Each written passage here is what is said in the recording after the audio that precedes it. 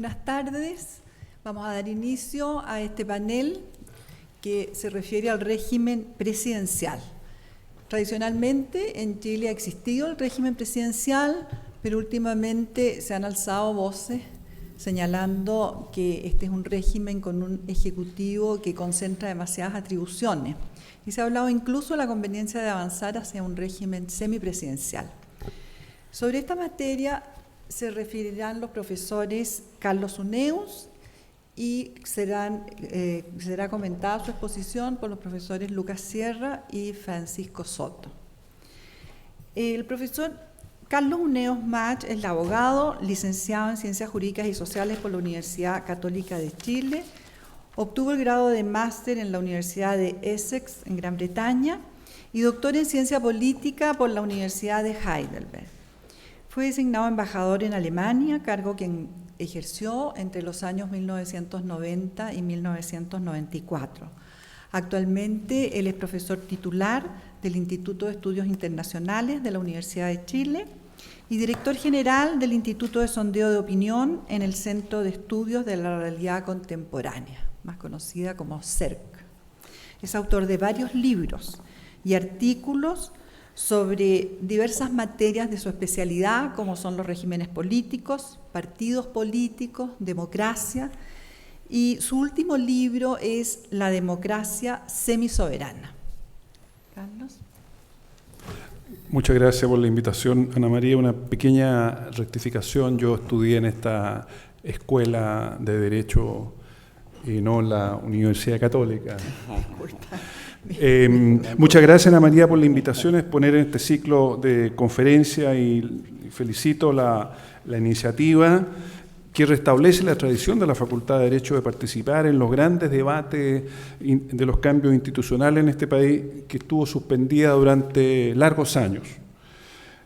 La etapa constituyente convocada por la presidenta Bachelet constituye una gran oportunidad para producir este reencuentro de nuestra facultad con lo mejor de su historia.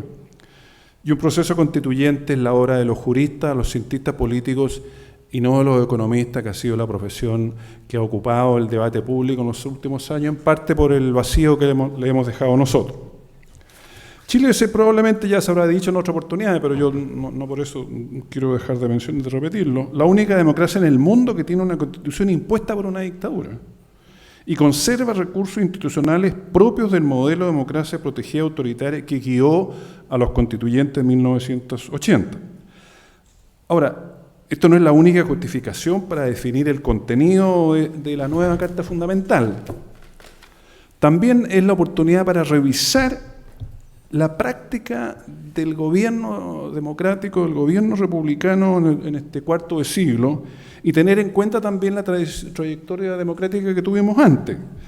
En ese sentido, nuestro país nos entrega un caso único en América Latina, y pocos en el mundo lo tenían, de esa larga continuidad democrática y republicana tan larga que solamente tiene Estados Unidos, con el respeto de Uruguay, que también vengo del seminario Latino Barómetro en la CEPALE, que se celebraban los 20 años en Latino Barómetro, y cuando me refería a Uruguay decía, me pongo de pie al referirme a Uruguay, que es la democracia más sólida y más importante hasta el día de hoy. Entonces, primero yo quería mencionar el contexto en que se hace este proceso constituyente, que hace este debate. Y un contexto difícil. Primero hay una crisis de representación, con la caída de la participación electoral por debajo del 50% del padrón electoral. Eso no pasa en todos los países del mundo. Esto no es un fenómeno mundial, no es un fenómeno latinoamericano. Los argentinos, acabamos de ver, votó más del doble que el nuestro. En el Perú han votado ahora más que en las primeras elecciones democráticas. 2, bajísima confianza en las instituciones y en las élites, no solamente políticas, pero especialmente en las políticas.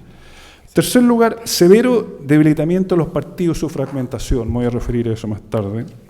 Cuarto, hay problemas en el sistema económico, porque siempre se habla de los problemas políticos, pero no en el sistema económico, y estamos viendo ahora cómo están afectando a un grupo tan antiguo y tan poderoso.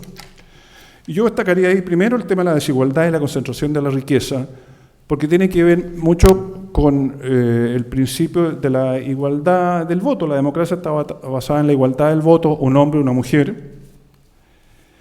Y el sistema económico capitalista no está basado en ello, está basado en la desigualdad en general, ¿no es cierto?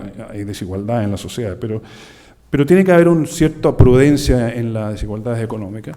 Entonces, la concentración de la riqueza en Chile, por dar una sola comparación, es 5 veces mayor que la que existía a fines de los años 50, cuando Robert Dahl, uno de los principales teóricos empíricos de la democracia, escribió ese famoso libro ¿Quién gobierna? 5 veces. Y enseguida estamos con empresarios politizados, no con empresarios independientes que estén fuera o distantes del poder político como pasa en el Uruguay, sino que muy encima del mismo. Sin embargo,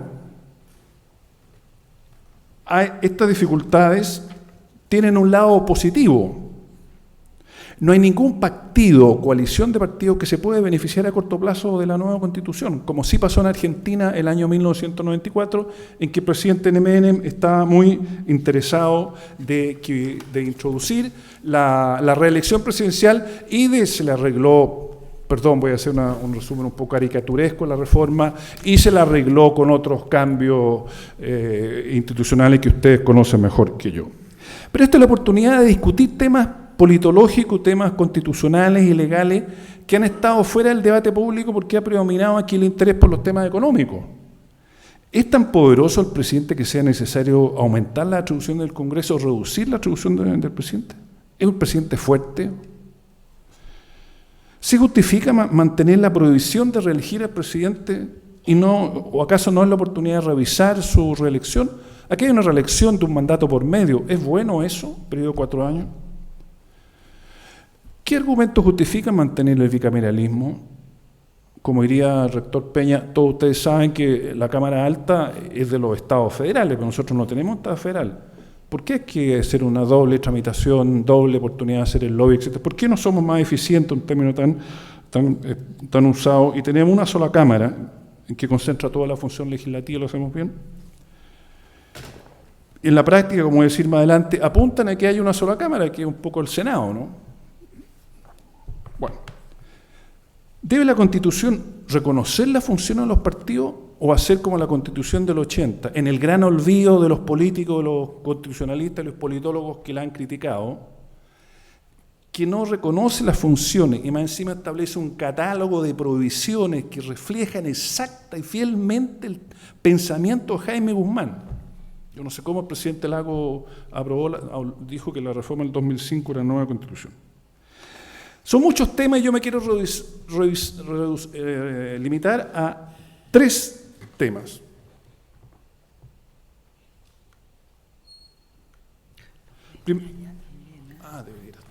Perdón.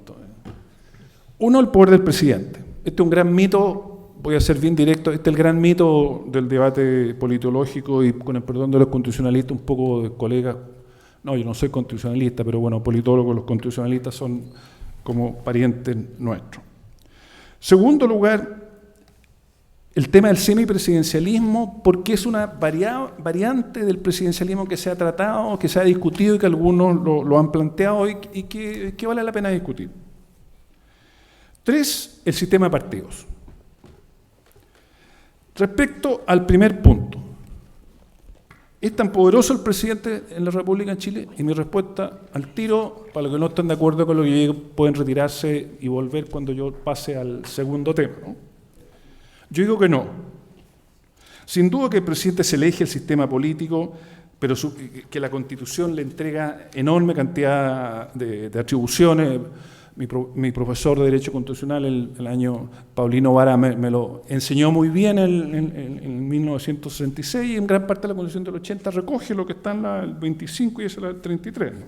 Jefe de Estado, jefe de gobierno, tiene enormes atribuciones sobre el proceso legislativo, la urgencia, los vetos, la insistencia, etc. Pero eso quiere decir que el Congreso es una especie de buzón del Poder Ejecutivo. Para llegar a esa conclusión tendríamos que hacer un estudio que comparara el contenido de los proyectos de ley, del proyecto del Ejecutivo, con el proyecto de ley aprobado por el Congreso. Ese estudio no existe en Chile, como tampoco existe en los parlamentarismos, como ha llamado la atención el profesor Klaus von Weime, que es el principal estudio sobre el parlamentarismo. Es una comparación extraordinariamente compleja de hacer porque requiere conocimientos jurídicos con conocimientos de ciencia política. Hay algunos politólogos muy imaginativos, dicho sea de paso, está de moda estudiar las constituciones por los politólogos, pero no lo hacen junto con los constitucionalistas. Entonces, por ejemplo, no voy a dar el nombre porque no es eso, ¿no? Pero para referirse a los cambios de las constituciones cuentan los artículos que se modifican. No pueden decidir si el artículo 8º del año 89, el año 89 hicieron 54 modificaciones, claro, pero ese 54, el artículo 8º no es el mismo valor que otras que hubo, etcétera, ¿no? Entonces, se requiere un esfuerzo de mis colegas politólogos, cuando hablan de la Constitución, trabajar con los constitucionalistas y ver qué puntos vale la pena y qué es real. Y para los constitucionalistas sería muy bueno para que ellos matizaran un poco la lectura de la Constitución, que establece que el presidente es casi como una especie de rey que tiene el poder para decir todo. Los presidentes populares se sienten más poderosos que los presidentes impopulares. Ahora, el énfasis que hacen los constitucionalistas sobre el poder del presidente da la impresión que consideran que el presidente está solo en el sistema político y se impone sobre los demás. Pero está junto a otras instituciones que le limitan su poder, no solamente el Congreso. Está el Banco Central, la Contraloría, sabemos la Contraloría, el Tribunal Constitucional. El Tribunal Constitucional, hay fallos que han detenido políticas públicas y transformaciones legales, como fue la ley que modernizaba el Ministerio de Obras Públicas con las funciones críticas cuando el ministro era Ricardo Lagos, y el Tribunal Constitucional detuvo esa ley y provocó enormes problemas porque el ministro Lagos buscó un atajo para darle un buen sueldo a los funcionarios del ministerio y no se los siguieran llegando las empresas constructoras, y ahí vino el famoso caso Mobgate, ¿no? Subcontratando la función. Entonces la Constitución sin duda que es la principal fuente de autoridad del presidente, pero también el presidente tiene un poder, y el poder es la capacidad de saber usar esos recursos que tiene la Constitución. Y los presidentes tienen distintas capacidades para eso, tienen distintos liderazgos. Y eso, el liderazgo, uno de los rasgos del liderazgo es saber elegir bien a la gente, elegir bien a los ministros. Y hay ministros que lo hacen bien y que ayudan al presidente y lo fortalecen, y hay otros ministros que hacen mal y debilitan al presidente. Tengo en la mente los ministros económicos del gobierno del presidente Allende, ¿no es cierto? Particularmente el ministro Busco, ¿no es cierto?, que con su política económica de los primeros meses creó una situación que llevaría a una hiperinflación que debilitó tremendamente la autoridad del presidente y la estabilidad del sistema político. Ahora bien, el presidente del año 89, si la miramos en estos 25 años y hacemos lo mismo con la Constitución del 25, en que después del fin de la dictadura de Ibáñez tuvo una evolución hacia un fortalecimiento del presidente, ahora ha habido una evolución distinta, una evolución de debilitamiento del presidente, y se le ha traspasado atribuciones al Senado.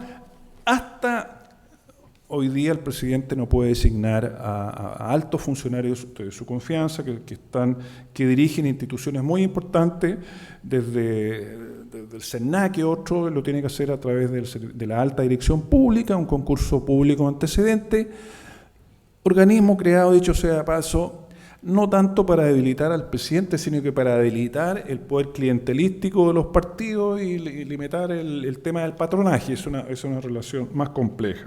Pero de todas maneras el efecto de ello es que el presidente está limitado en sus atribuciones. En consecuencia, yo no creo que el tema vaya por disminuirle la atribución al presidente, sino que hay que considerar otros aspectos. ¿Cuál es el mandato del presidente? ¿4, 5, 6 años? ¿Por qué no puede haber reelección presidencial? Nosotros somos una sociedad que dice muy laica del siglo XIX, pero tenemos ciertos prejuicios, ciertas visiones que son propias del catolicismo más tradicional. Ciertas cosas se aceptan y después no se pueden volver a revisar, ¿no? Entonces yo planteo derechamente lo del presidencial, la reelección presidencial, pero por favor que no se contamine. Es un debate académico político, que por favor no se contamine con la experiencia de reelección en otros países, porque si no, ahí chacreamos toda la cuestión. Entonces, cuando alguien no está de acuerdo con algo, nos tira encima Ecuador, Venezuela o Colombia, y cuando nosotros planteamos, mire, no el voto voluntario, porque va a pasar lo de Venezuela, nos fuimos escuchados porque tenían presente lo que pasó en Holanda, en Alemania, en los países avanzados, que cuando se introdujo el voluntario no pasó nada. Entonces, en eso hay que ser muy coherente en la discusión. 2, el semipresidencialismo. Esta es una forma de presidencialismo, ¿no es cierto?, un subtipo de presidencialismo que ha tenido bastante difusión en el último tiempo, y podemos definir el semipresidencialismo, como lo hace Robert Elgee, un irlandés, como aquel sistema político en que un presidente elegido por el pueblo y por un periodo fijo se encuentra junto a un primer ministro y un gabinete responsable ante el Congreso. Sartori dice que hay como dos cabezas, el presidente elegido por el pueblo y un jefe de gobierno que es responsable ante el Congreso. Una diarquía, un sistema político muy especial. Hasta fines de los años 80 habían 7 países que tenían el régimen presidencial. Ahora, el término régimen presidencial lo acuñó un periodista, no vino el periodista Le Monde, y el primero que lo escribió fue el famoso profesor Maurice Duvergier, que es politólogo y constitucionalista. Seguramente todos los estudiantes aquí lo siguen, me imagino que lo seguirán leyendo, no lo consideran un señor de otra época, ¿no? Bueno. Pero hasta fines de los 70 habían 7 países que tenían el semipresidencialismo. Finlandia de 1909, Irlanda, Islandia, Corea del Sur, Francia de 1962, Austria y Portugal desde 1986, se puede decir de 1982. La Constitución se puede decir en el año 76, pero la Constitución de 1976 es como la del 80 nuestra, establecía tutela militar. El 82 se hizo una Constitución plenamente democrática. Y antes existió en la República de Weimar. Esta situación cambió con las democratizaciones en África o como consecuencia del desplome del imperio francés y portugués. Y ex colonias asumieron el semipresidencialismo, como antes las ex colonias británicas asumieron el parlamentarismo. Esto se dio, ¿no es cierto?, el desplome de la Unión Soviética, surgieron numerosas repúblicas, y también el desplome de la división de Yugoslavia.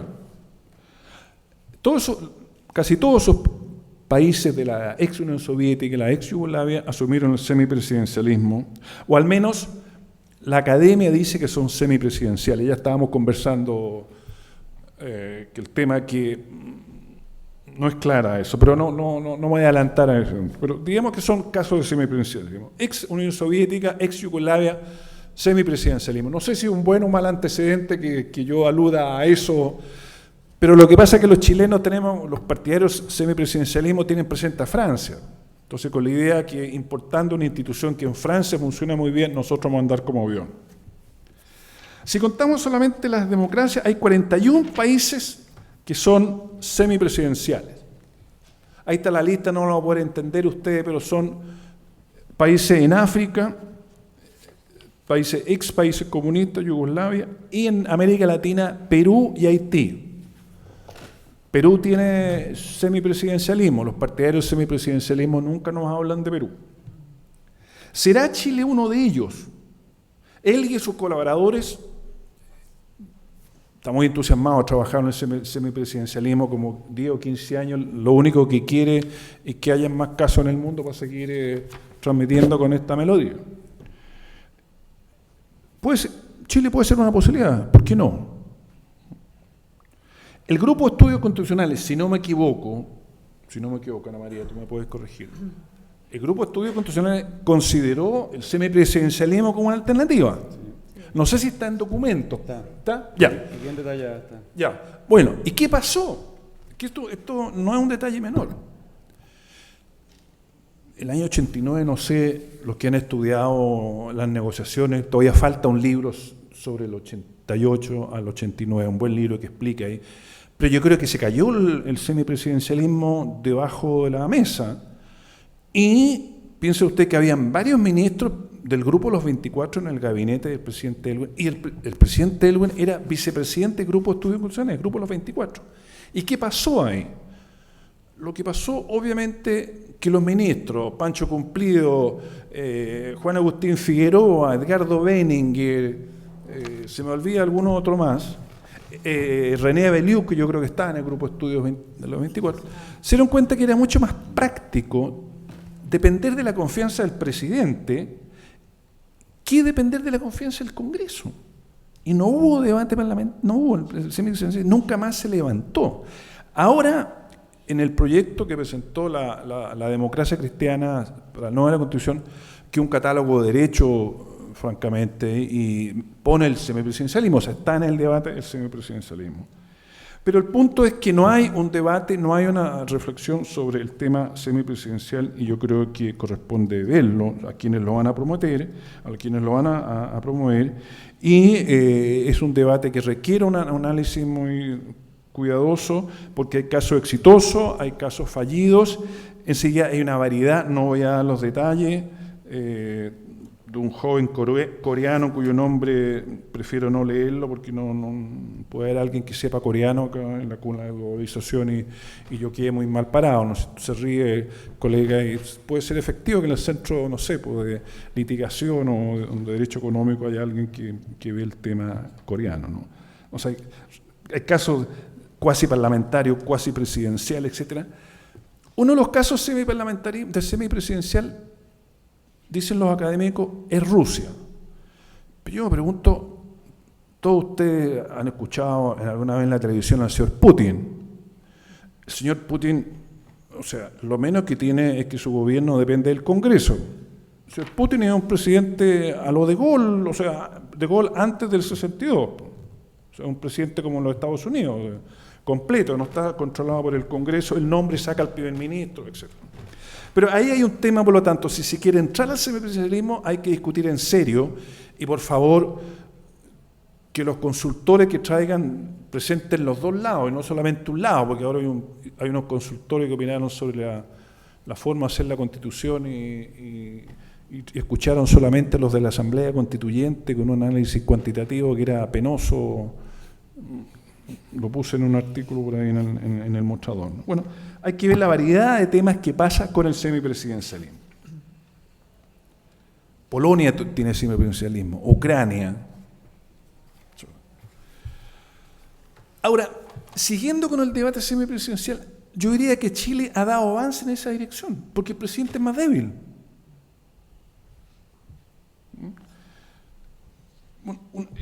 Y el que ha seguido en poder es el Senado. El Senado es un gran elector.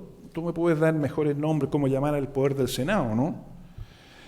Interviene el Senado en cuánta cosa no hay, ¿no? Ministro del Tribunal Constitucional, Consejo Nacional de Televisión, Directorio de Televisión Nacional, nombra a los miembros de la alta dirección pública, etcétera, etcétera, etcétera. Entonces uno podría argumentar que hemos dado paso hacia una forma de gobierno con una coejecución con el Poder Legislativo, concretamente con el Congreso, y por lo tanto lo que hay que hacer es poco lo que está por delante. Pero para que eso sea posible, necesitamos tener partidos como la gente. Y ahí paso al tercer punto del tema final, que es la fragmentación y debilidad de los partidos, que es el talón de Aquiles nuestro, es el tema olvidado, porque este es un país en el cual nosotros tenemos problemas y no hablamos de ellos. No hablamos de ellos, por eso creemos que los problemas no existen. O sea, el nunca bien ponderado presidente Barros Luco, ¿no? Creó una tradición que dura hasta el día de hoy, pues. Entonces la situación de los partidos es realmente dramática. Están fragmentados y muy debilitados. Y sabemos, como diría el rector Peña, todos sabemos las funciones que cumplen los partidos. Uno, hacen posible la representación, porque le corresponde organizar la competencia electoral, pues presentan los candidatos en las elecciones, es lo que dice Sartorio. Dos, agrega los intereses de los distintos grupos sociales en la sociedad. 3, constituyen un puente entre la sociedad y el Estado, recogiendo las expectativas de los ciudadanos y difunden las actividades que hace el gobierno. 4, son fundamentales para el gobierno, porque le proporcionan las ideas que ayudan a definir su programa y los profesionales que serán los ministros y subsecretarios. Partidos débiles dañan el presidencialismo y limitan la calidad de la democracia, pues son fácilmente influidos y capturados por intereses particularistas, ya sea económicos, políticos o religiosos. Ya lo estamos viendo. ¿Cuántos fueron? Un señor se puso con $10 millones y tiene influido a no sé cuántos son los legisladores que tenemos acá. Entonces es una situación realmente dramática. Hay 11 partidos con representación parlamentaria, yo no incluyo ahí a Revolución Democrática que está en trámite, y hay otro en vías de constitución, el caso de su exalumno Boris, el profesor Vara fue exalumno suyo, entiendo, ¿no?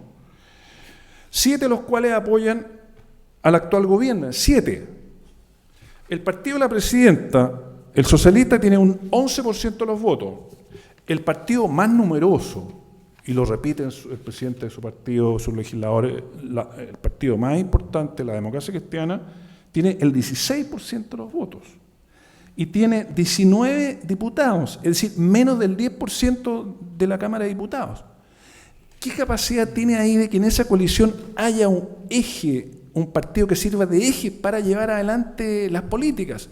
En el caso europeo, pensemos en Europa, Holanda, que habían 6 o 7 partidos, ¿no es cierto?, dos católicos, laicos, había uno que era fuerte, o la Democracia Cristiana o el Partido Socialista. O pensemos en Italia, durante mucho tiempo estaba la Democracia Cristiana que tenía 35-36% de los votos, y después la izquierda llegó con lo mismo. Aquí no tenemos partidos atomizados. Eso crea una situación muy grave. Además hay un proyecto de ley por ahí que se favorece la creación de nuevos partidos, y todos nos hemos olvidado que la fragmentación del sistema de partidos no es bueno. Ahora, aquí no hay, ya lo dijo Sartori, es un caso de pluralismo polarizado. Este pluralismo polarizado tiene fuerza centrífuga porque son muchos partidos, pero no tenemos todavía, eso se puede discutir, ustedes pueden decir que estoy equivocado, y lo admitiría, no tenemos partido antisistema. Y si tenemos partido antisistema, el Partido Comunista es hasta por ahí nomás partido antisistema, porque la retórica es una y la práctica es otra. El Partido Comunista hoy día está en el gobierno y le va a pasar lo mismo que le pasó cuando Mitterrand los metió en la primera presidencia. Estos van a sufrir el desplome, porque contrariamente a lo que dice el senador Walker, que el PC no puede estar adentro y fuera del gobierno, para la ciudadanía el PC está dentro del gobierno y van a pagar, cuando vengan las próximas elecciones, van a pagar un precio por ello. Bueno, cuando yo defino los partidos débiles, yo me estoy refiriendo a 3 dimensiones de los partidos. Una, la más conocida, es el partido... Ahí no se ve nada, lo siento, perdona, no se ve mucho.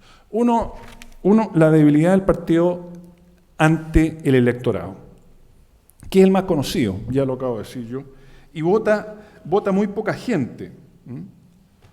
Pero a mí me interesa, en segundo lugar, 2 dimensiones más, que son el debilitamiento del partido como organización, y tercero, el debilitamiento del partido en el gobierno, que son las 3 dimensiones que planteó un norteamericano muy famoso que murió prematuramente, que ha escrito sobre los partidos norteamericanos en el sur de Estados Unidos, Key.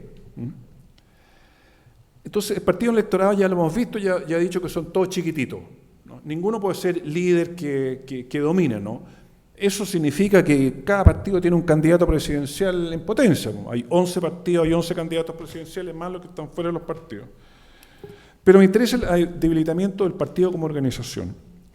Y eso se expresa, uno, en la disminución de los afiliados. Son muy pocos los afiliados, no se sabe lo que son. Y los partidos mantienen su lista de afiliados entre 4 completamente como secreta, ¿no? Como los planes de seguridad hacia Perú y Argentina, ¿no es cierto?, los militares. 2, debilitamiento de la oficina central de los partidos. Cuando los estudios politológicos estudian la organización del partido, se dice la oficina central tiene tanto profesionales de tiempo completo, las bancadas parlamentarias lo tienen, en otros partidos no tienen. Yo he revisado al menos 2, la Democracia Cristiana y el PPD, no hay profesionales de tiempo profesionales. más allá de secretaria y mensajeros, no tienen. Tampoco tienen personal tiempo completo en sus bancadas, hay en centros de estudio que les ayuda, pero eso es una subcontratación. Tercer lugar, deterioro en la calidad de sus dirigentes, con limitadas credenciales políticas y profesionales que no les permite participar en la toma de decisiones complejas, son los operadores políticos. Cuarto lugar, ausencia de habilidad de sus centros de estudio, con excepción de los de la derecha, por lo cual no pueden intervenir en la formulación de las políticas y en la evaluación de ellas. Baja cohesión, muchos de ellos se han dividido, desde el año 2006 se han quebrado todos, con excepción de la UDI, que yo sepa, el único que no se ha quebrado porque en su partido, el único partido leninista que queda es la UDI. Tercer lugar, decía, el partido en el gobierno, porque el partido es el eje en el gobierno, aporta la idea, aporta personal, y ahí lo estamos viendo, que el personal es muy limitado y tienen que recorrer a técnicos, y los técnicos no tienen experiencia política, no lo hacen bien, meten la pata, y ahí se genera un mal gobierno. Por lo tanto, ante esta situación de política con partidos débiles, las perspectivas de la gobernabilidad de la democracia son muy complicadas. No las vamos a arreglar con una nueva constitución. Esto tiene que ver con muchos otros aspectos que es necesario revisar. Yo no veo que haya una voluntad de enfrentar esta situación y de arreglarlas como sí se hace en otros lados, que hay debate sobre temas de fondo. El tema de los partidos, yo decía, no ha sido considerado. No hay en ninguna propuesta de ninguno de los colegas politólogos o constitucionalistas, ni uno, se menciona el tema de los partidos políticos. Claro, aluden que los partidos están muy mal, etcétera, etcétera, pero nadie ha dicho, mire, el artículo 19, número 15, simplifica esa cuestión, y lo vamos a eliminar. Así como se hacen muchas otras preguntas, nadie se refería al tema de política. Y es un hecho muy grave, porque da la impresión de que se puede gobernar o se puede existir en democracia sin partido. Y eso no es viable, no existe, no existe una democracia sin partidos. Por lo tanto, yo creo que la Constitución tiene que reconocer los partidos tal como lo establece la alemana o la española y darle los recursos que necesitan para su funcionamiento. Y obviamente si se usan fondos de todos los chilenos, los fondos de todos los chilenos tienen que ser controlados. Esto no es un cheque en blanco que se le da a nosotros sin que ello sea evaluado y revisado. En consecuencia, yo me voy a ir con un par de propuestas, porque hay que hacer un par de propuestas, decir, ¿no es cierto?, que modestamente un par de propuestas para el debate, ¿no es cierto? Uno, restablecer el periodo presidencial de 5 a 6 años. Es un mito que los 6 años largos, es un mito, que se agotan, que es falso. El presidente Arturo Alessandri Palma, el segundo periodo de él, que está empañado por la matanza del Seguro Obrero, sacó en el final de su gobierno las leyes que impulsó el doctor Eduardo Cruzcoque, que han sido fundamentales para el desarrollo del Estado de Bienestar. Por lo tanto, no es que 6 años es muy largo, no. Restablecer el de 6 años o el de 4 años con reelección inmediata. Yo creo que es mala o no hay reelección. No hay reelección. ¿Ya? O sea, no que el presidente o la presidenta, como le pasó a la presidenta Bachelet al final de su mandato y a sus asesores, que estaban pensando en volver en 4 años más y no está preocupado de terminar bien el gobierno. Y lo mismo, esa tentación, esa atracción fatal la siguió el presidente Piñera. O inmediata o no hay reelección. 2, pasar de la asimetría extrema que tenemos hoy día de un bicameralismo en la cual el Senado es el que en la práctica decide, sinceremos esto y pasemos a una Cámara única. El Senado, la única Cámara con 120 senadores.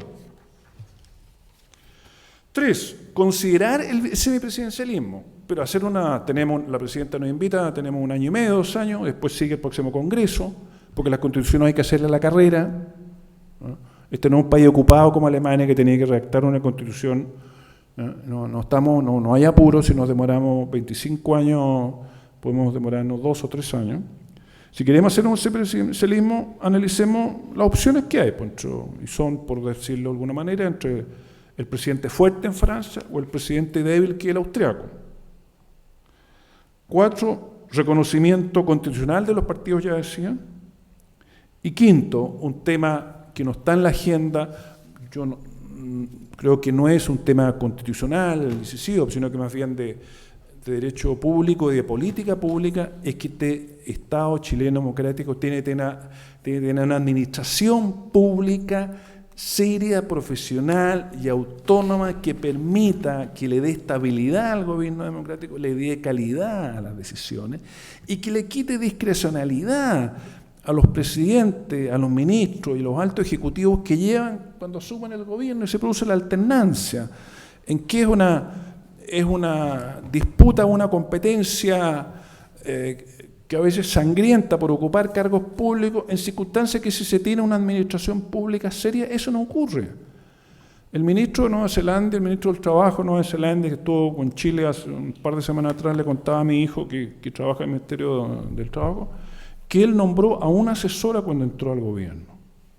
Yo conocí bien el gabinete del canciller Kohl, canciller federal Kohl, porque su equipo central yo lo había conocido en la universidad. Él no llevó 3 o 4 personas y tuvo que trabajar con el resto del personal. Ahora, él trajo de otros ministerios funcionarios públicos que eran demócratas cristianos, pero eran funcionarios que estaban en la administración pública. Estoy pensando en el que dirigió la operación de la unidad alemana. Era un funcionario del Ministerio de Economía que estaba mucho tiempo ahí. Lo mismo pasa en España, pasa en todas las democracias avanzadas. Eso nosotros no lo tenemos. Y no lo tenemos por distintos motivos. En el último tiempo yo diría por el prejuicio neoliberal, tal vez contra el Estado, pero yo creo que es una necesidad que tenemos que hacer. Y la alta dirección pública no es la solución, porque no se trata de ver cómo se nombran los generales, sino cómo se arma un ejército desde abajo. Muchas gracias.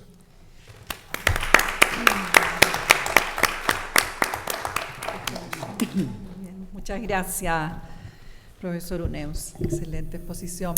Corresponde ahora entonces el comentario del profesor Lucas Sierra Iribarren, quien es abogado de esta casa de estudio, igual que el profesor Uneus. Y además él es máster en Derecho por la Universidad de Yale y doctor en Ciencias Sociales y Políticas por la Universidad de Cambridge, en el Reino Unido. Es profesor de esta facultad hace ya más de una década, adscrito al Departamento de Ciencias del Derecho, y es subdirector del Centro de Estudios Públicos. Es autor de diversos artículos y publicaciones sobre materias constitucionales y electorales, varias de ellas relacionadas con la libertad de opinión, cambio social y medios de comunicación social. Adelante. Bien, muy buenas tardes. Quiero unirme a los agradecimientos y a las felicitaciones del profesor Uneus por este ciclo. Creo que es la hora de los contenidos respecto del debate constitucional. El mecanismo, los procedimientos han sido discutidos, falta discutir sobre ellos, pero creo yo es el minuto de los contenidos y qué institución más naturalmente orientada o que debería estar orientada a esto que una escuela de derecho como esta. Es una tarea ineludible de la academia de poner forma, de dar forma a ese debate, intentar iluminarlo y como digo, racionalizarlo y darle forma. Eso sí, es una tradición que ya se refería, y en su trabajo el profesor Uneus, que este es el establecimiento de una tradición o el restablecimiento, pero hay algunos antecedentes de esta tradición, hay algunos precedentes interesantes. El año pasado se discutió, organizado por la escuela, el Instituto Friedrich Ebert y el Instituto de Igualdad, y hubo este libro de propuestas para una nueva constitución, y el Departamento de Derecho Público hizo una revista especial que es bien interesante y bastante pionera en respecto al cambio constitucional. Así que este seminario viene a ahondar y a densificar esta tradición. Y respecto al contenido de este panel, forma de gobierno, a mí me parece lo más interesante y relevante, y aquí en esto sigo al profesor Gastón Gómez, que dice que hablamos de nueva constitución. Yo creo que no vamos a poder hablar de nueva constitución si no hay un cambio en el régimen de gobierno, en la forma de gobierno. Y me llama la atención que en las propuestas políticas, salvo la de un candidato en las últimas elecciones, venía muy poco, poco y nada más bien. Marco Enríquez Ominami proponía una forma a la francesa de semipresidencialismo. Y me parece, yo coincido con Gastón en el sentido de que si vamos a tener nueva constitución va a ser realmente nueva en la medida que se toque la cuestión de la forma de gobierno. Es clave, absolutamente clave, mucho más, o no sé si mucho más, pero a la par de los derechos, etcétera, la forma de gobierno. Felicito al profesor Uneos por su trabajo, es sugerente, es dinámico y algo muy importante, creo yo, que está muy bien escrito.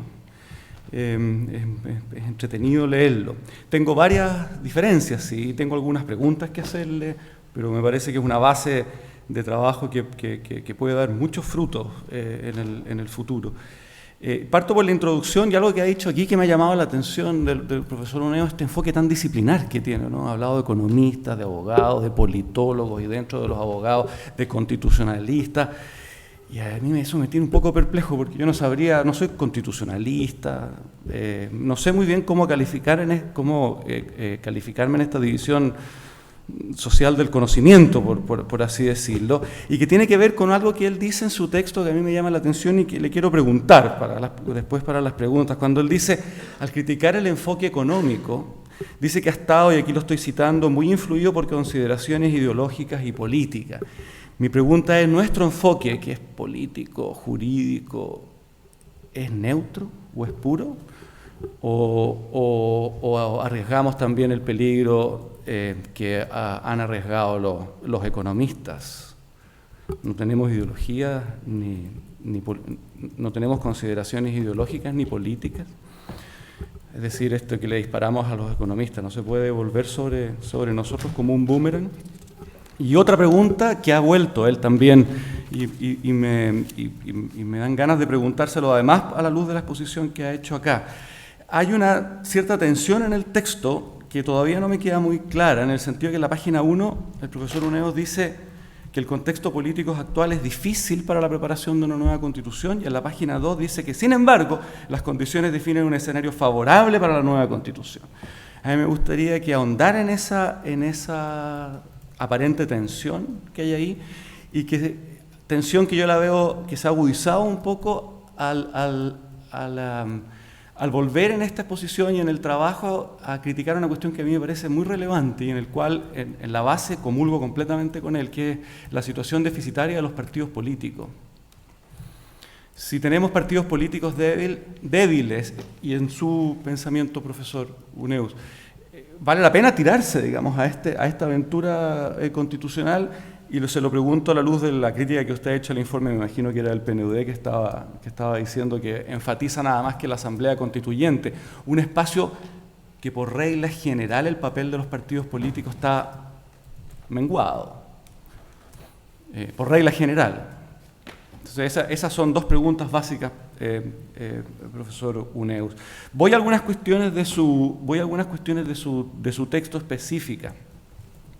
Usted dice que el presidencialismo y critica una especie como de lugar común que existiría en el sentido de que tenemos un presidente muy fuerte en esta forma de gobierno. Tiene un punto, usted no es tan fuerte. No es tan fuerte por algunas cuestiones que usted menciona y por algunas cuestiones que parece estar más bien en el subsuelo o están omitidas. La Constitución chilena ha venido experimentando un proceso de crecimiento orgánico y de órganos autónomos constitucionales. Ahí hay un espacio en el cual se ha ido disminuyendo el poder, diría yo, tanto digamos, de los colegisladores y de la administración. De alguna manera también se ha ido reduciendo el poder del Congreso, pero claramente el poder del presidente de la República. Yo creo en estos órganos autónomos y también en el nombramiento de estos órganos autónomos, como usted bien ha señalado, con concurso que es interesante, el Senado y no de la Cámara, cuando usted precisamente está proponiendo un unicameralismo, con Marco Enríquez también, que lo propuso. Sin embargo, creo yo, el poder de la presidencia es un poder, obviamente, como todo, relacional, pero hay que mirarlo en relación con el Congreso. Y ahí, vis a vis el Congreso, el presidente sigue teniendo un poder fuerte. Mucho menos fuerte que el texto original de la Constitución del 80, que era exacerbadísimo el poder, tenía hasta la facultad de disolver la Cámara, no sin la contraprestación de que la Cámara pudiese censurar al gabinete, digamos que es lo lógico, para que exista equilibrio. Tiene además algo que usted omite, que es la iniciativa exclusiva en materia de gasto. Yo creo que hay una cuestión que matizaría tal vez y enriquecería su ya interesante diagnóstico. Y hay otra cosa que usted lo menciona a propósito de los partidos, pero que se aplica también en esta relación o equilibrio, desequilibrio entre Congreso y entre los colegisladores, por así decirlo, entre Congreso y el presidente de la República, que es la capacidad técnica. Usted lo nombra a propósito de la debilidad de los partidos políticos, y al ser débiles los partidos políticos en cuanto a capacidad técnica, eso contamina la baja, más bien produce baja capacidad técnica en el Congreso, y ahí el presidente tiene un poder muy fuerte, porque tiene capacidad técnica, en una legislación que cada día es más, pareciera ser más técnica. Ahora, es débil, como vimos, en este contexto de hiperinflación de órganos constitucionales que se nombran con acuerdo del Senado. Y también que falta, creo yo, en su análisis, que me gustaría a mí verlo en su análisis, los quórums supramayoritarios. Los quórums para leyes supramayoritarias en el ejercicio de la potestad legislativa pueden haber significado también una reducción, una cierta reducción del poder presidencial. Estos quórums de 4/7, básicamente, que obligan a una negociación muy importante y relevan el papel de los independientes, tanto, ¿no? De una manera tan a veces perturbadora, digamos. Entonces, claro, hay debilidad, pero es una debilidad que está matizada, creo yo, en la iniciativa exclusiva, que es importante.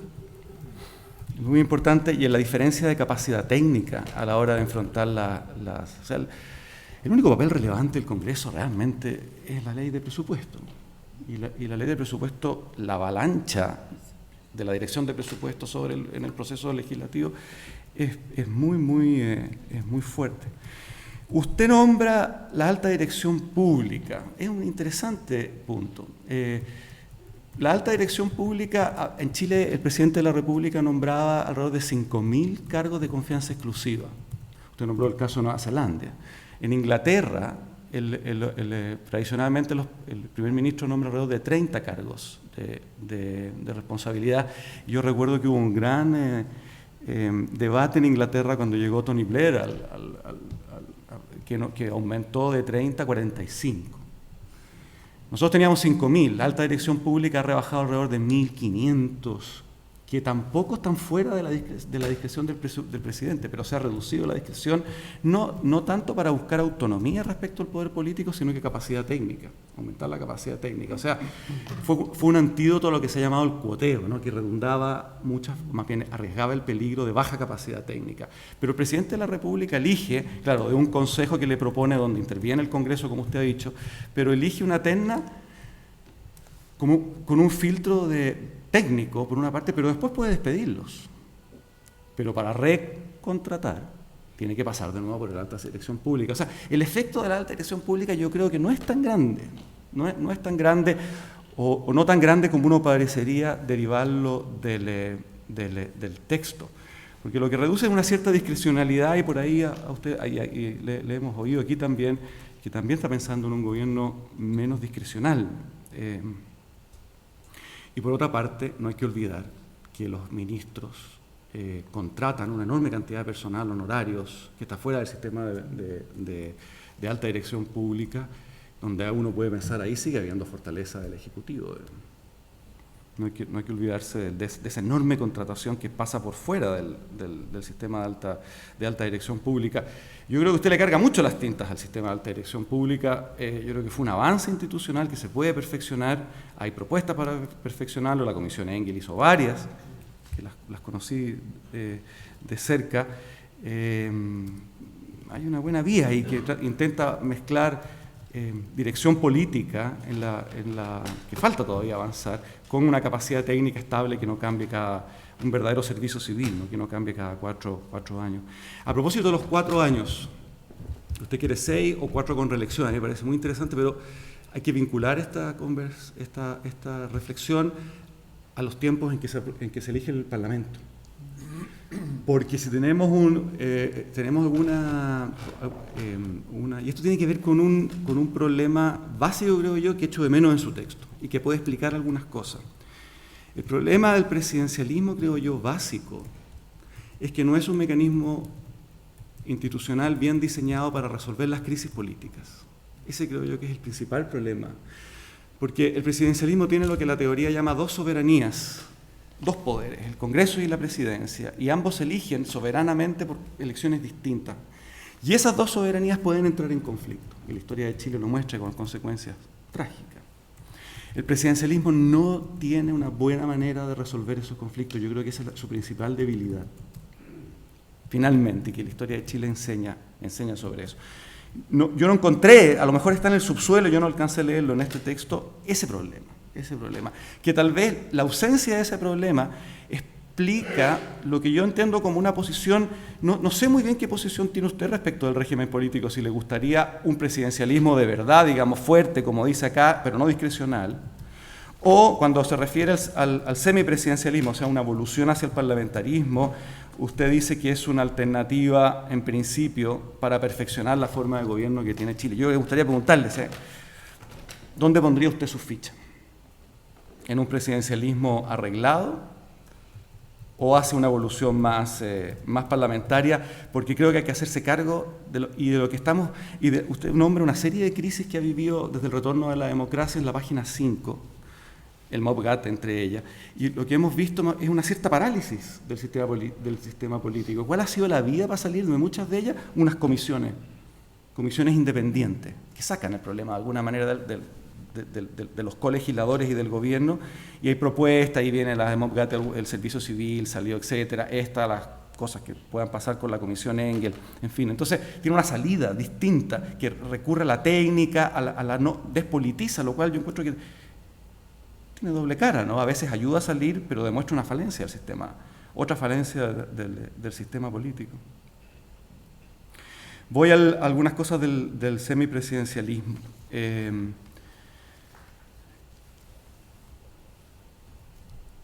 la página 7, y esto tiene que ver con la pregunta anterior, usted dice un presidencialismo fuerte, un presidente fuerte debería ser inmune a las encuestas. La opinión pública.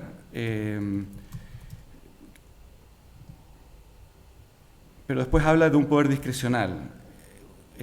¿Tiene que ser más fuerte? ¿Fuerte en qué sentido la presidencia de la República? ¿O ya definitivamente hay que evolucionar a una forma más parlamentaria, como podría ser este subproducto del presidencialismo, que es el semipresidencialismo? Respecto de este último, yo creo que los promotores del semipresidencialismo en Chile se han ocupado de algunas cosas que usted menciona como que son carentes o que no las han presentado. El semipresidencialismo, yo creo que la experiencia francesa lo enseña, obliga a preocuparse de 2 relaciones: de la relación del gobierno con el Congreso y de la relación del gobierno entre sí con el presidente de la República. Y eso, por ejemplo, el informe del Grupo de los 24 del año 79 es bastante detallado al respecto, siempre con el ejemplo francés, que son cuestiones como, por ejemplo, si la designación del primer ministro de su gabinete es una facultad privativa del presidente o debe contar con la aprobación expresa de la mayoría parlamentaria. En Francia no requiere el acuerdo expreso. O si se permitiría que los miembros del gobierno puedan ser al mismo tiempo parlamentarios. En Francia no pueden serlo. O si para ejercer su facultad de disolución el presidente deberá contar con la firma del primer ministro, no, en Francia no lo requiere.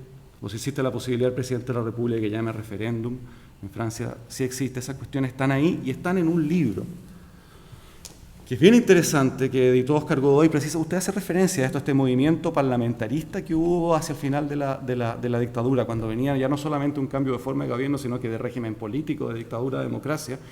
En la Católica, Óscar Godoy editó este libro y hay un artículo que yo recomiendo mucho, que es excelente análisis del caso francés, con implicancias para Chile, porque la idea no es una transposición, yo eso lo encuentro toda la razón, no es una transposición inmediata y mecánica, como nunca hay que hacer en el derecho comparado, de Enrique Barro, del profesor de esta escuela, Enrique Barro. Francia tiene cosas interesantes, un sistema más mayoritario de gobierno para elegir un sistema uninominal, y segunda vuelta, o sea, apunta hacia un carácter mayoritario del órgano parlamentario, y para reducir el riesgo de la cohabitación, que es el gran riesgo, hace que las elecciones del presidente sean primero y de la asamblea después. Todo confluye por distintas partes a tener dos fuentes mayoritarias para evitar el peligro de la cohabitación. Ya voy terminando a la última parte. Al sistema de partidos. Yo no puedo estar más de acuerdo con él que la democracia funciona con partidos, la democracia es representativa, funciona con partidos, y lo demás es una ilusión, y una ilusión peligrosa, yo creo. En el CEP con CIEPLAN, el año 2012-2013, publicamos un libro con estudios que se llamaba precisamente Democracia con partidos. Los partidos son, usted bien lo dice, formas de universalizar intereses dispersos, antídoto al populismo, tiene una serie de virtudes, y por eso yo creo que la ley debe favorecer a los partidos. Y por eso que hemos venido en varias partes alegando por un financiamiento fiscal razonable de los partidos en Chile hace mucho tiempo, lo más razonable posible, porque tiene riesgos también. Un financiamiento fiscal muy abundante, como algunos partidos europeos lo muestran, digamos, de dependencia del Estado, ¿no? En eso comparto completamente, pero me permito llamarle la atención sobre un punto. Usted dice que se echa de menos en la discusión constitucional los partidos. Bueno, en buena parte de la historia de Chile los partidos no eran materia constitucional.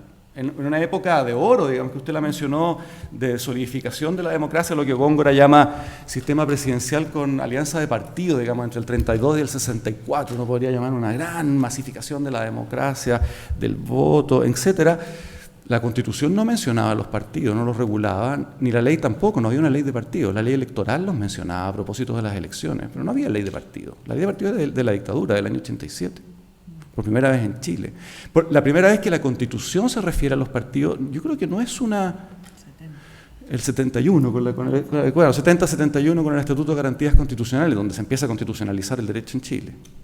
La legislación se sube. Eso es lo que yo le aplicaría el título notable del libro del profesor Ruiz Tagle, Constitucionalismo del Miedo. Es un clásico ejemplo de constitucionalismo del miedo.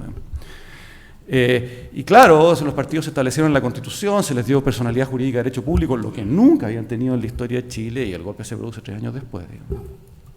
Los partidos quedan en la Constitución, pero aquí comparto con usted que quedan de mal manera en la Constitución, porque la Constitución, en vez de fortalecerlo como la española, por ejemplo, dice los partidos no se pueden aquí, no pueden allá, incompatible acá, o sea, les va restringiendo desde la Constitución el ámbito, y eso creo yo es el temor del texto original de la Constitución del 80, la democracia mayoritaria.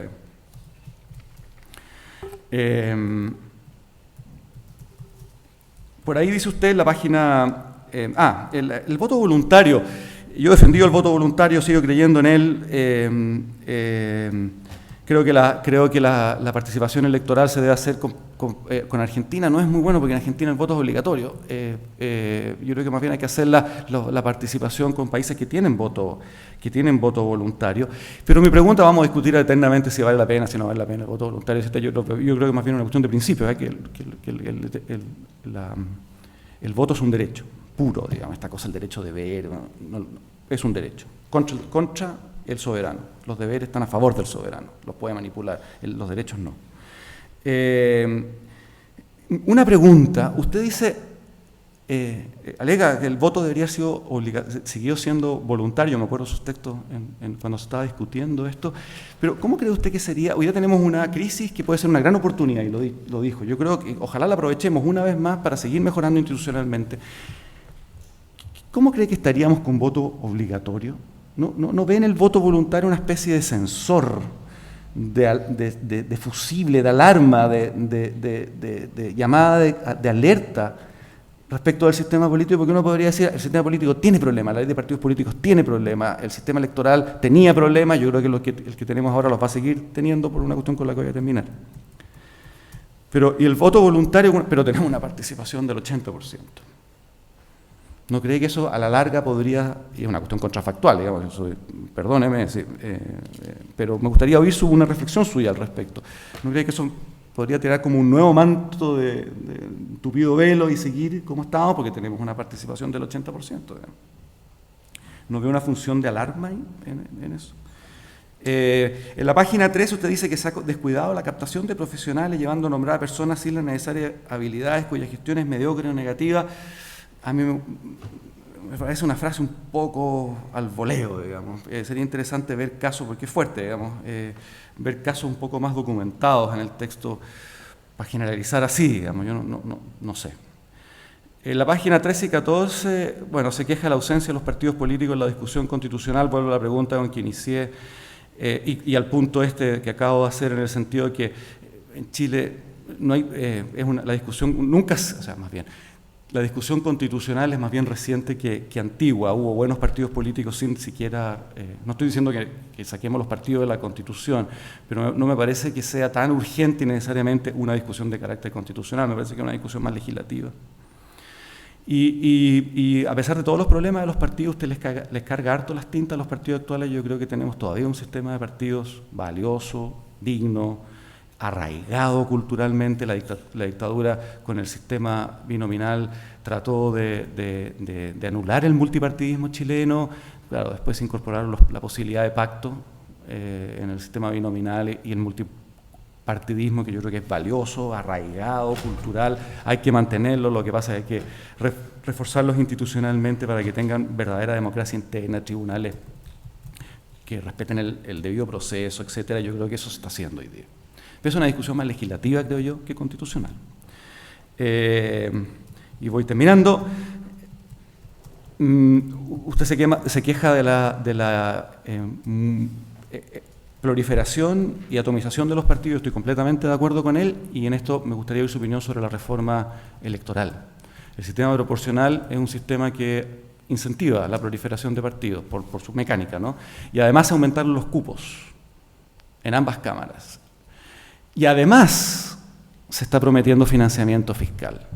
Esa mezcla es completamente explosiva en términos de proliferación de partidos. Y en eso el sistema presidencialista corre más riesgo que el sistema parlamentario, porque el sistema parlamentario, por su propia dinámica, busca coaliciones. El sistema presidencial, digamos, el multipartidismo y la posibilidad de fragmentación del Congreso acrecienta o exacerba el riesgo de que estas dos soberanías se vuelvan una contra la otra y no haya posibilidad de salida que no sea o las acusaciones constitucionales, que son una salida muy mala porque son fracturas.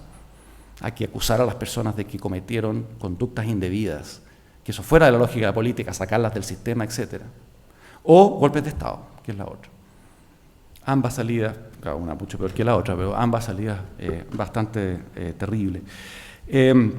Por suerte la Comisión de la Cámara volvió a subir los requisitos que se habían bajado para negociar la reforma electoral para constituir partidos, que fue un acto completamente suicida, creo yo, y de no mirar sistémicamente la reforma de la política. Espero que se corrija en esta vuelta y se vuelvan a subir. Y nada más o sea, usted dice los partidos con representación parlamentaria. Hoy día en el CERVEL, como partidos inscritos hay 14 y 16 en formación. Hace un mes había 13.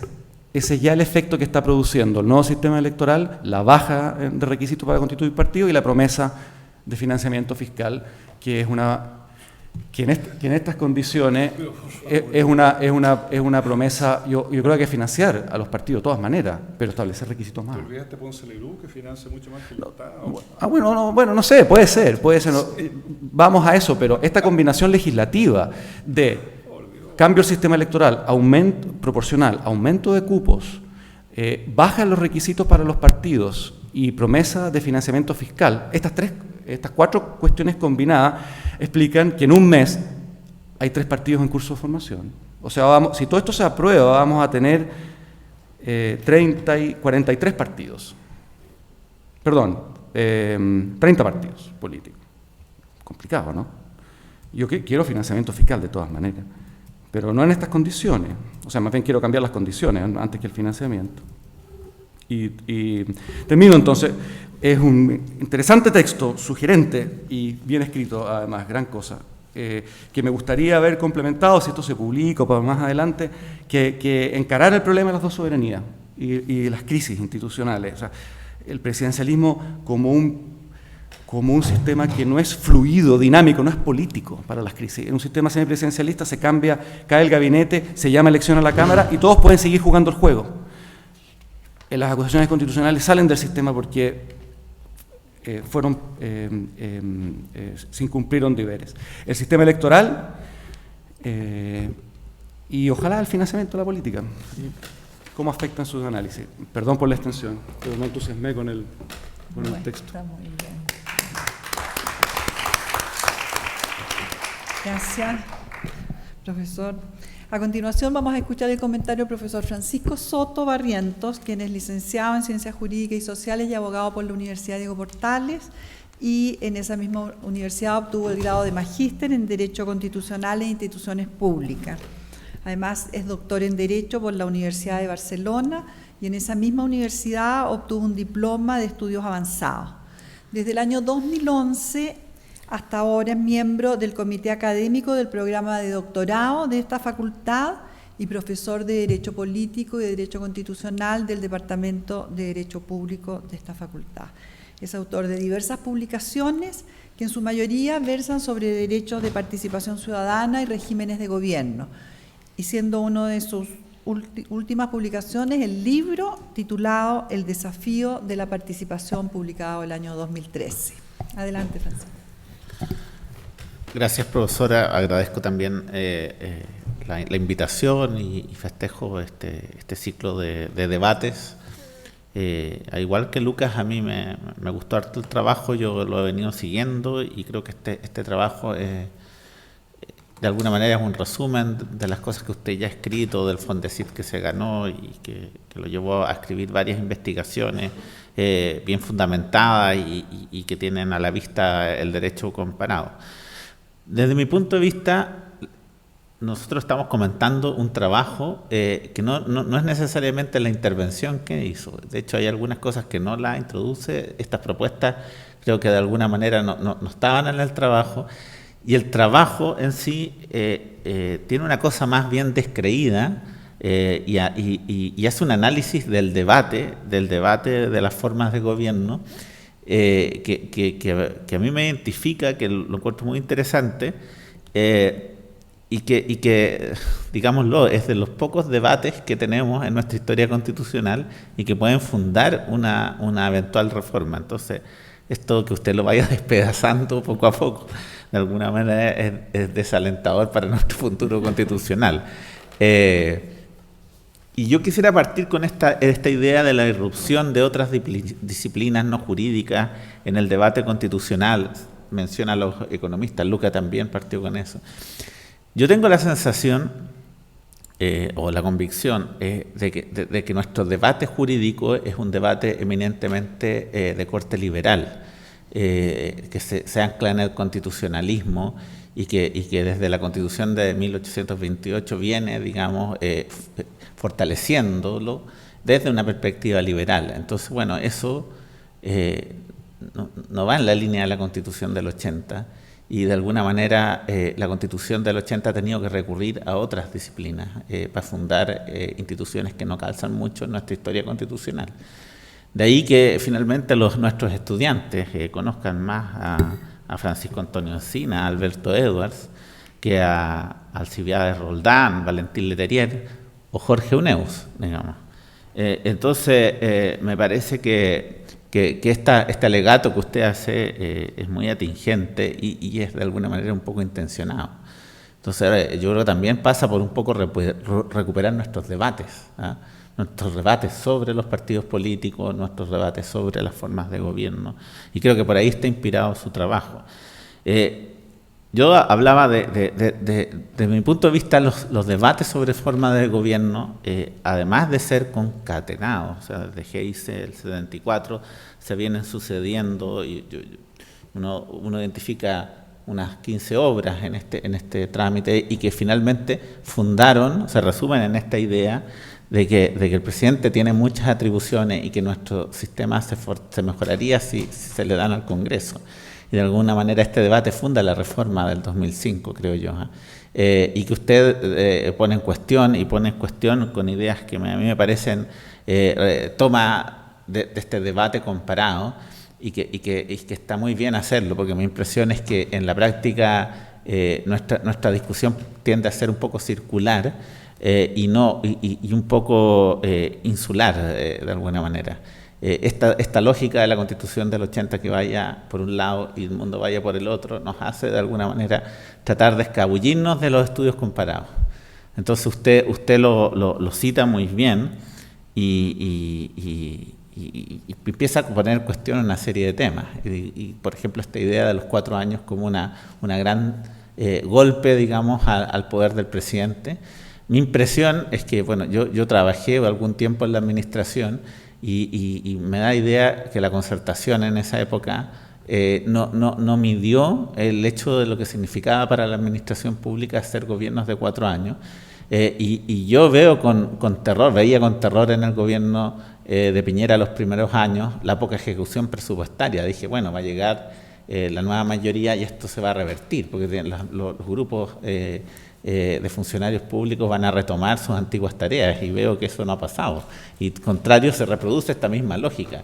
Y en el caso de Piñera, 3er, 4.º año empieza a retomar un nivel de ejecución medianamente decente, y a lo mejor en este gobierno va a pasar lo mismo. Entonces, claramente, si no se ejecuta ni siquiera el 60% del presupuesto de los ministerios, pues no estamos en problemas importantes, ¿no?, de funcionamiento, de operatividad, etcétera. Entonces, bueno, yo creo que usted entra en esos temas que de alguna manera aquí plantea, y bueno, y entra en la discusión, bueno, ahí en ese caso, los mismos autores que usted cita son críticos a la idea de los 6 años, que termina siendo su propuesta, y justamente porque dicen que con un sistema multipartidista, ¿cómo se llama?, establecer un periodo que no coincida, digamos, con la elección Entonces, me calza más la idea de la reelección que esta tesis de los 6 años. Con el tema del semipresidencialismo, yo creo que usted dio en el clavo en algo que yo lo veo que se está repitiendo en una serie de propuestas. ¿Sí? Cuando se habla de Estado federal, nosotros lo hemos estado debatiendo con Lucas, o esta idea del semipresidencialismo, ni siquiera se hace un diagnóstico de nuestra forma de gobierno serio, acabado, y la mejor forma de no tener diagnóstico es proponer una cosa alternativa. Entonces ahí vamos con el federalismo, y si no tenemos un diagnóstico de Estado unitario, se ha escrito muy poco sobre Estado unitario, se conoce muy poco de las experiencias comparadas, y nos estamos yendo a otro sistema.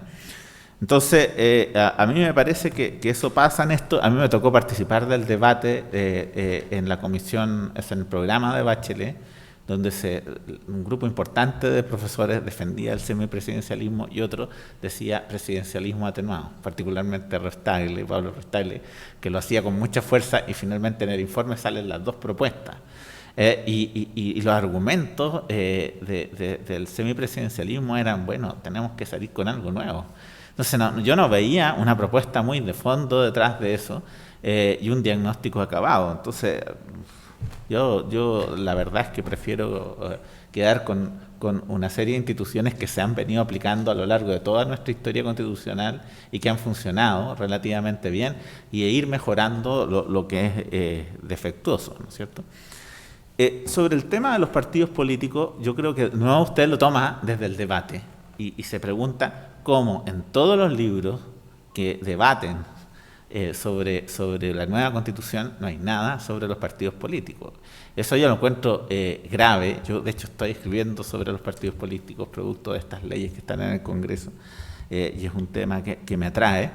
Y en ese sentido yo creo que sí existe un diagnóstico muy agudo de Frei Montalva en relación a que él veía el decaimiento de los partidos políticos ya en los años 60, y dice es necesario introducir mecanismos que permitan, y mirando Italia, digamos, él está mirando Italia, cuando dice es necesario introducir mecanismos de participación, pero no mecanismos de participación que antagonicen con el sistema representativo y con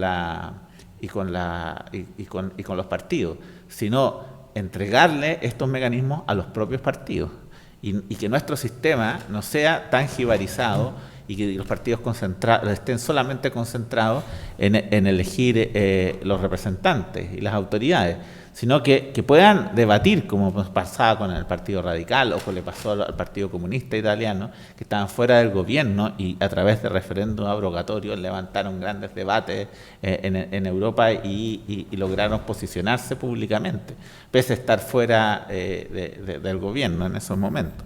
Entonces, esto Frei Montalva lo trata de impulsar, bueno, dicta varias leyes y finalmente incluso trata de reformar la Constitución, y yo creo que esa discusión que caracterizó a los demócratas cristianos se perdió. Y ahora vemos que el principal opositor de esta tesis es Walker y de alguna manera Patricio Zapata. Entonces, yo tengo la sensación que este también ha sido un debate fuertemente influenciado por la Constitución del 80, que trata de focalizar y convertir a los partidos en partidos profesionales que se dediquen a la actividad política y que la sociedad se aleje de ese ámbito y las organizaciones de la sociedad civil no se politicen. Cuando nosotros tenemos una sociedad esencialmente que le gusta deliberar y que no se va a concentrar a participar en los puentes y en los planes reguladores, sino que le interesa la educación, la salud, los grandes temas. Y en ese sentido, yo creo que estas reformas que se están intentando ahora, más que fortalecer a los partidos, les puede dar un rol interesante que los posicione en la opinión pública. Yo veo, por ejemplo, a partidos como el PRO, que ha estado fuera del Congreso en todos estos años y que tiene mucha agenda y muchos temas que poner. Entonces, perfectamente podrían utilizarse estos mecanismos en la perspectiva que nos planteaba Frei para hacer más interesante la discusión, para que en definitiva los conflictos no debiliten a la sociedad, sino que de alguna manera se integren en nuestra institucionalidad. Yo creo que ese es el objetivo de los diseños más modernos de participación, de los diseños bien intencionados, que uno ve exitosamente funcionando en varios países de Europa y que en Latinoamérica, por falta de regulación, por falta de posicionar a los partidos políticos en estos temas, siempre terminan transformándose en mecanismos como plebiscitarios que finalmente no debería ser su objetivo. Eso por mi parte. Muy bien, muchas gracias. Gracias, Francisco. Bueno, podemos abrir ahora un espacio para preguntas del público. Quien desee participar, por favor, identificándose primero. Sí. Hola, buenas tardes. Renzo Girardoni, para el profesor Uneus.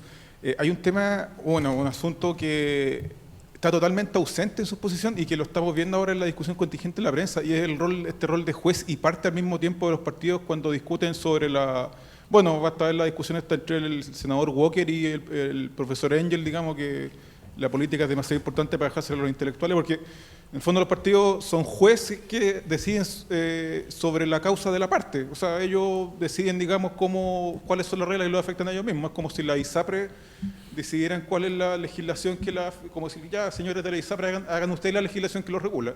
Y eso es lo que pasa con los partidos. O sea, es un juez que decide es un juez y parte al mismo tiempo. Y no veo ninguna parte que usted haga mención de eso, y me parece que gran parte de todo este atolladero o el entuerto que hay tiene que ver con eso, porque cuando el juez parte al mismo tiempo es perfectamente racional que se favorezca a sí mismo. O sea, que el juez, si es parte, se va a perjudicar. Entonces, me gustaría saber qué opina de eso, porque mientras existe esa doble función, no veo cómo se espera que los partidos se perjudiquen a sí mismos. No sé, gracias. Vamos a recibir todas las preguntas previamente y luego entonces viene la ronda de respuestas.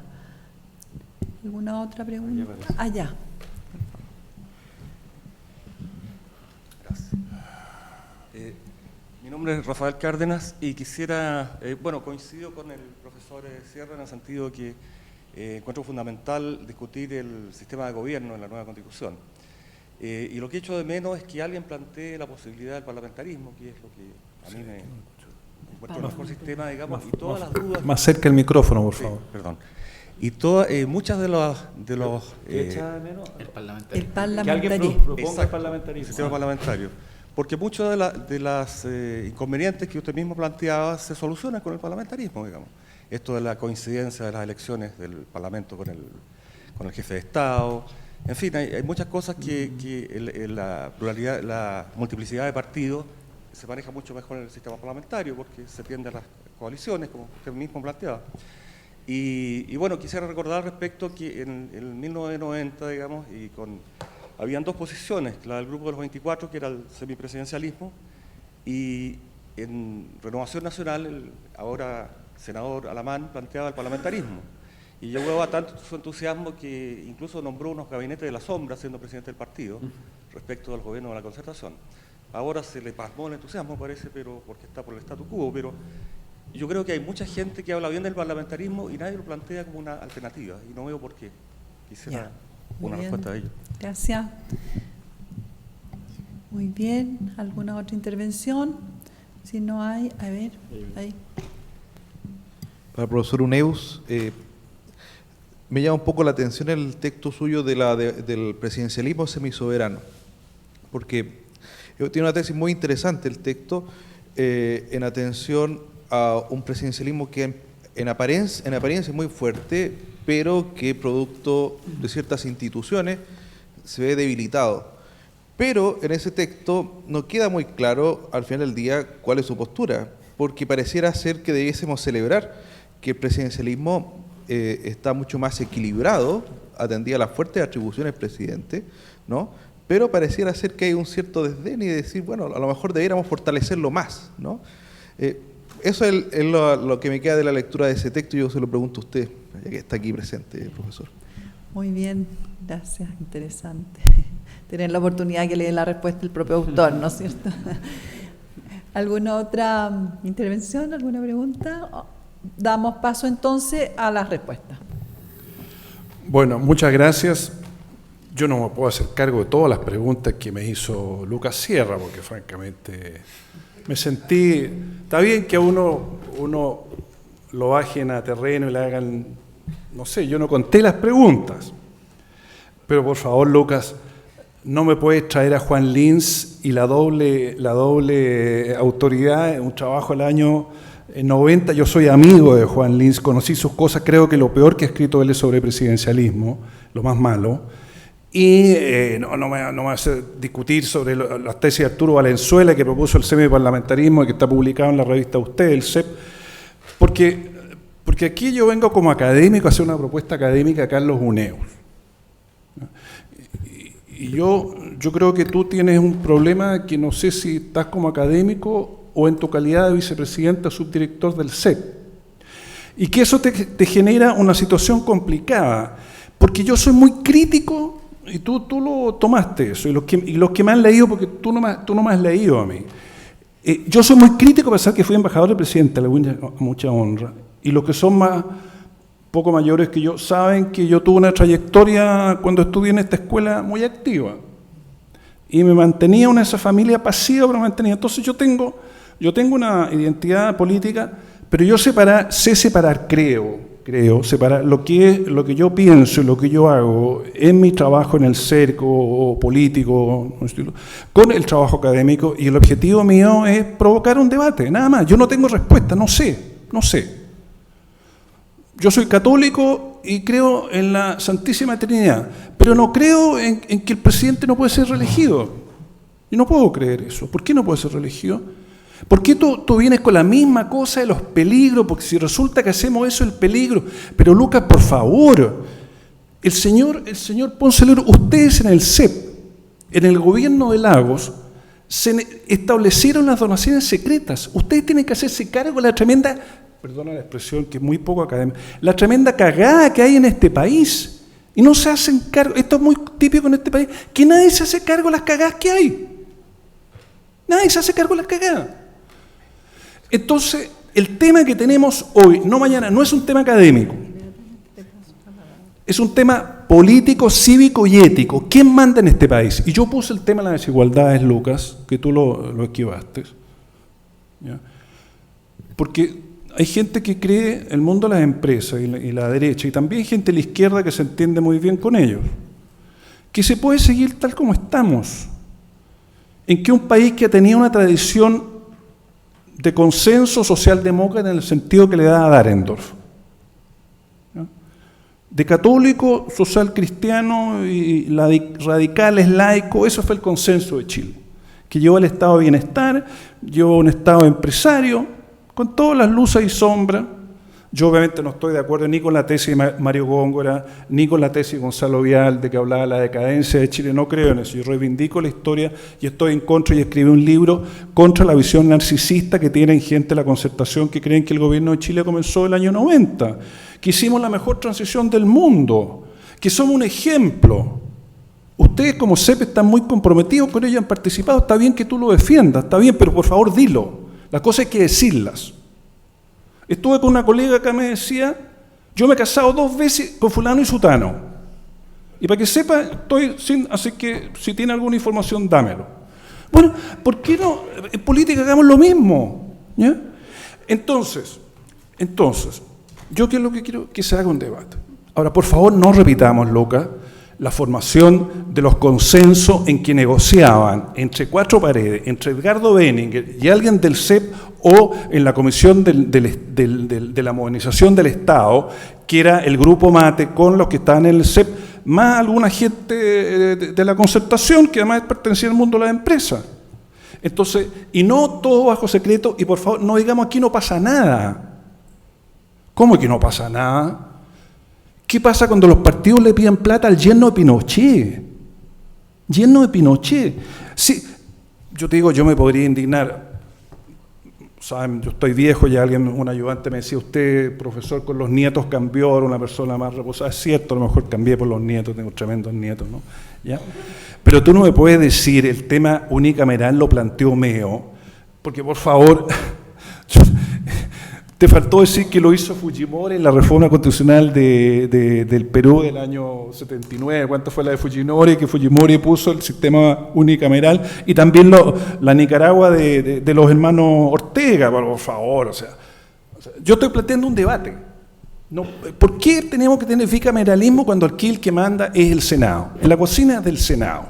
¿Y qué es la Cámara? La Cámara cumple una función menor. No. Ahora, hay otros puntos que estaban... Ya, por favor, yo respondí porque no quería dejar pasar. Ahora, lo de semisoberano tienes toda la razón. A mí no me gusta repetirme porque está ahí, está escrito. Yo no reniego lo que he escrito, porque es un trabajo estudiado. Yo hice un libro sobre el régimen de Pinochet. Y en ese libro yo mostré que Pinochet no mandaba todo.